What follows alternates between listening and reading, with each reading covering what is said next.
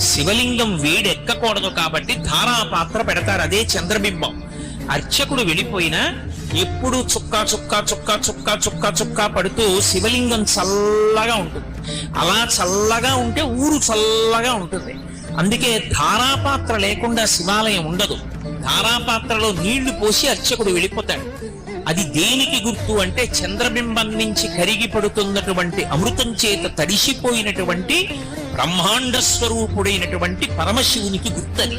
తుఫాన్లు మొదలైన వస్తే ఐశ్వర్యం నిలబడదు, భూమి కంపిస్తే ఐశ్వర్యం నిలబడదు. అందుకని అన్నీ శాంతిగా ఉండుకాక. ఈ చల్లతనం, ఈ శాంతి ఎక్కడి నుంచి వస్తుంది అంటే శివలింగానికి అభిషేకం చేయడం వల్ల వస్తుంది.